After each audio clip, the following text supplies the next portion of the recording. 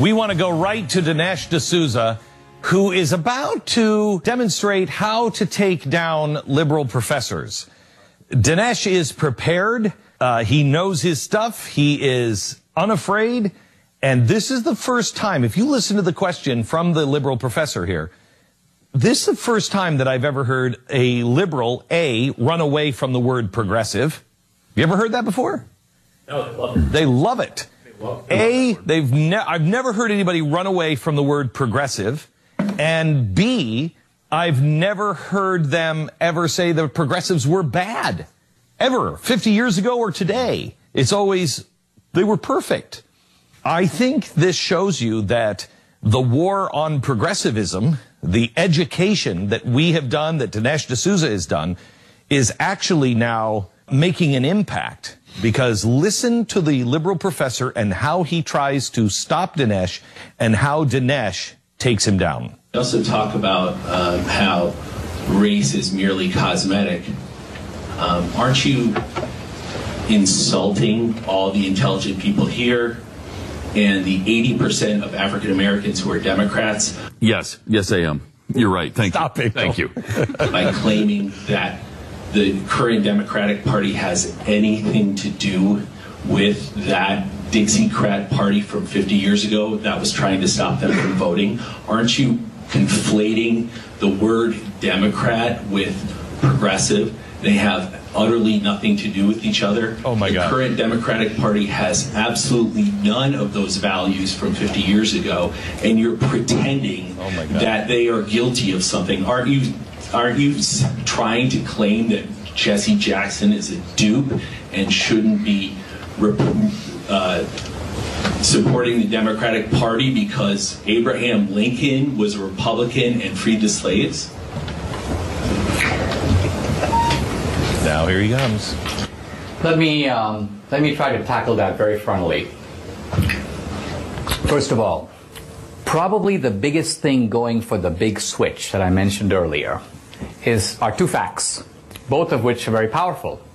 The first is that whites in the South, who used to be Democrats, do now predominantly vote Republican. Yep. Right?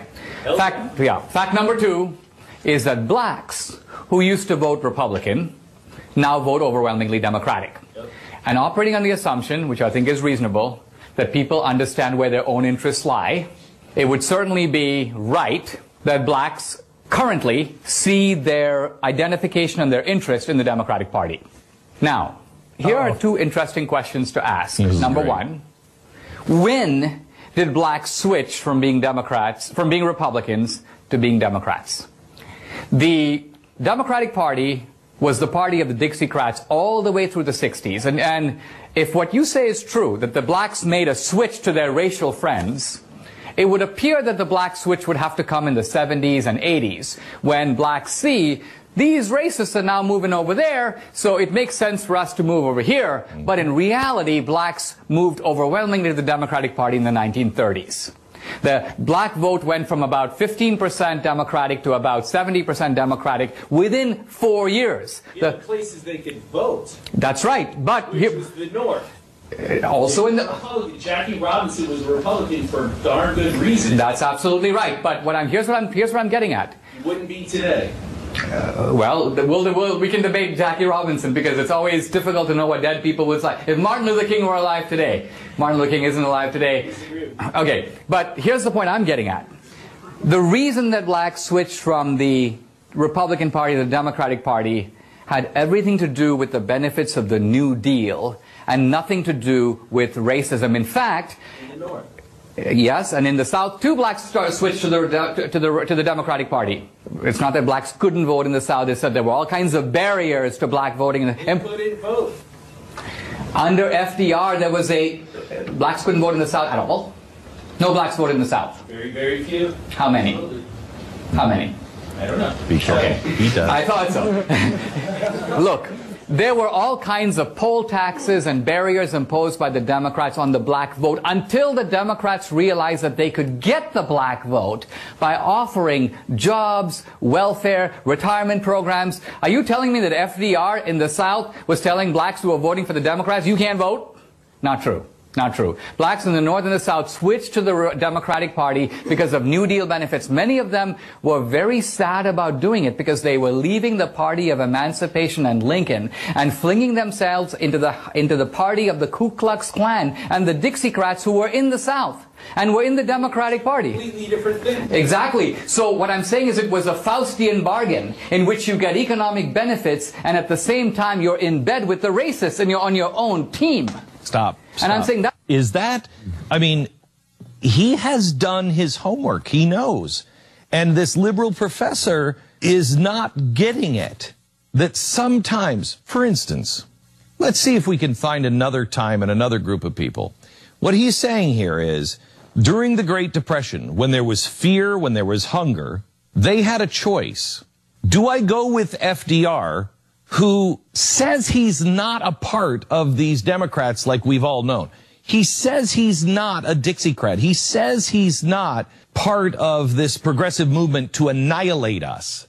And we're in trouble. And there's no place to go. We don't have any food. We don't have any jobs. Do we go with him and trust the fact that he's not like that, even though he's been like that his whole life? Do we trust that? Or do we stay with our principles that Abraham Lincoln put together? And what they said was, we have to eat. So we're going to go for this because we have to eat, we have to have jobs, and I'm going to trust that the Democratic Party is not the Democratic Party that is going to keep us down.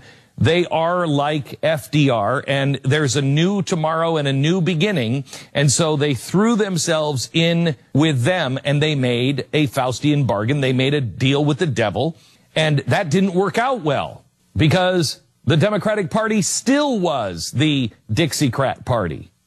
But they had already sold in. They had already bought in, and the other side was saying, I'll take all these benefits away. And so now they were trapped between, if I don't vote for it, I lose what stability we do have in our family. If I do vote for it, I still empower these Dixiecrats. Do you see any similarities of people who are making bargains now and saying, well, it's the best I can do? I got to do something? It's the best I can do. And this liberal professor is saying, no, well, people don't think that way. I contend they're thinking that way today. No question. There's no doubt about it. Right. I mean, it is such an eloquent takedown. And there's more, isn't there? There was 2 seconds more. Oh, 2 seconds more. It's such an eloquent takedown of this professor. And it shows that if you do your homework, they have no place to go. If you challenge, their thinking and their history is so full of holes because they've controlled the system of education for so long and no one was willing to question it that they don't have anywhere to go when you back them into a corner and you have the facts. I mean, this is not to be pessimistic on your take on this, but it's a lot of heavy lifting. I mean, we are moving the opposite way as a society. You've cited before the grade school homework from like the late 1700s. We've showed this on TV before, and they're like these mind bender questions that now no one on earth can I don't know answer. if I can pass an 8th grade exam given in 1860. Right. Now we're going from that to Twitter, right? Yeah. Where everything's in 140 characters and no one has any depth on anything seemingly. Correct. And you're asking everyone, well, as long as you're just as smart and as articulate as Dinesh D'Souza, everything will be fine. Unfortunately, it doesn't seem like that's the way we're going right now. No, but for the first time, for the first time, I mean, look, Liars is the #1 book in the country. Dinesh D'Souza is #2. If you want to look at the New York Times, he's #1 and we're #2. Oh well, great. Okay, I'll take either. That's great. Those are both books showing you the roots of the Democratic Party. He is showing the roots of the Dixiecrats and the Klan. I am showing you the roots of the Klan and the roots of progressives that have infected both parties. But they both fit hand in glove.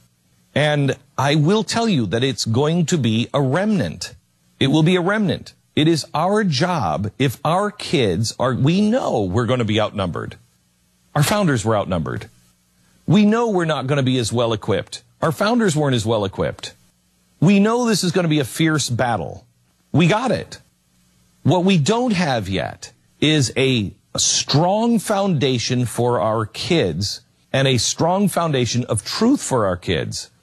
We're not going to be able to get this. American history prior to 1880 is no longer being taught. Why? Read the book Liars. When do we start? Oh, about 1880. Why? Because that's when the progressive movement started.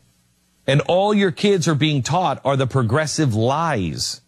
But with a book like Dinesh, with a book like Liars, with 50, I don't know about Dinesh's book, mine has 50 pages of footnotes.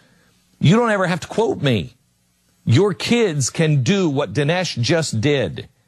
And more importantly, they will know the truth. Forget about the colleges.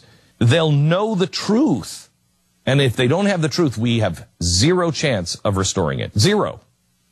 But for the first time, I mean, gosh, let's look back 8 years ago. Do you remember when we first found the progressives and we were so stunned? We were like, my gosh, this is it. Mm-hmm. And remember we used to have the argument, you know, people would call up and they'd be like, Glenn, stop talking about Woodrow Wilson and progressives. I'm like, no, this is this is all that matters. If you understand this, you'll understand all of it. Remember when we used to have to fight that? Now at least in our audience is prepared. They know what that means. And now they're building on additional rooms to the house with things like Liars and getting even a deeper understanding of it. So they actually know how to fight. We have to equip our families and our children with the truth, and we have to stop looking at November and even 4 years from now. We have to start doing the hard work for the battle that lies ahead with our children.